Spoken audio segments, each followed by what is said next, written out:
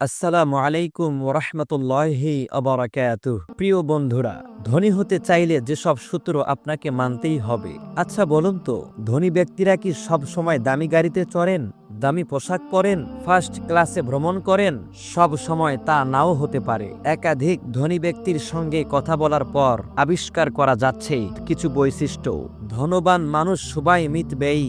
তারা প্রতি রাতে বাইরে রেস্তোরাঁয় খেতে যান না। কাউকে উপহার দেওয়ার সময় সবচেয়ে দামি উপহারটা কেনেন না। তারা টাকা পয়সা অপচয় করেন না, তারা সঞ্চয় করেন। ছোটবেলা থেকেই তাদের মধ্যে সঞ্চয়ের অভ্যাসটা গড়ে ওঠে। ছোটবেলায় প্রথম টিউশনি করে কিংবা ধরা যাক কারো হাতে মেহেদি লাগিয়ে দিয়ে যে আয়টা তারা করেছেন, সেখান থেকেই কিছু টাকা তারা সঞ্চয় করতে শুরু করেন। বড় হয়েও এ অভ্যাস তারা বজায় রাখেন। এমনও ধনী ব্যক্তি আছেন যারা অনেক দামি গাড়ি ব্যবহার করেন না। একটা দামি গাড়ি থাকতে পারে, অপ্রয়োজনে অনেক গাড়ি কিনেন না। এক ধনী ব্যক্তি জানিয়েছেন তারা বিমানে প্রথম শ্রেণীর টিকিট কাটতে চান না। একজন ধনী ব্যক্তি বলেছেন, মাত্র কয়েক ঘন্টার জন্য লাখ লাখ টাকা বেশি খরচ করার মানে হয় না। সবাই তো একসঙ্গেই গন্তব্যে পৌঁছাবে। তারা ভবিষ্যতের জন্য বিনিয়োগ করেন, তাদের ভবিষ্যৎকে নিরাপদ করতে চান। ধনী ব্যক্তিরা জানান, মাসে বেশি টাকা আয় করা মানে ধনী হওয়া নয়।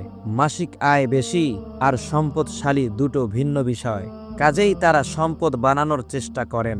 মাসে অনেক আয় করে তা উড়িয়ে দেওয়া তাদের মধ্যে নেই।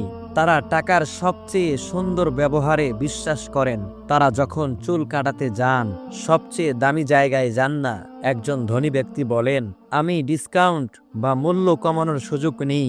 আর এক ধনী ব্যক্তি বলেছেন, তিনি ব্র্যান্ড বা নাম দেখে জিনিস কেনেন না।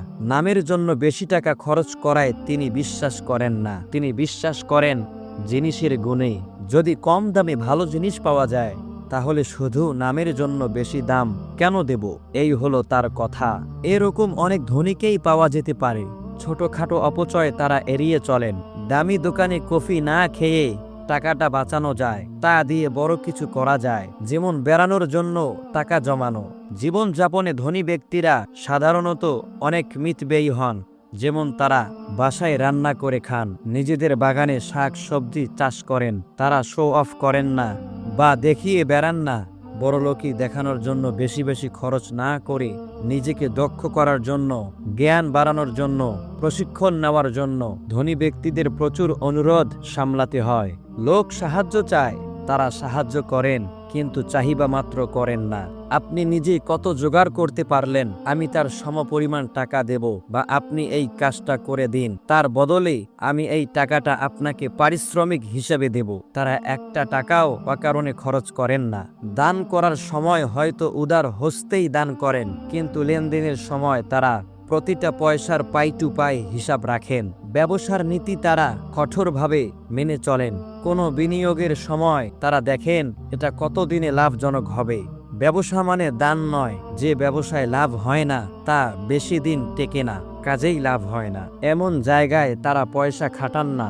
এক এক ধনী লোক হয়তো এক এক রকম, বড় বাড়ি, বড় গাড়ি, এ ধরনের বিলাসবহুল জীবনের কোথাও আমরা শুনি বা পড়ি।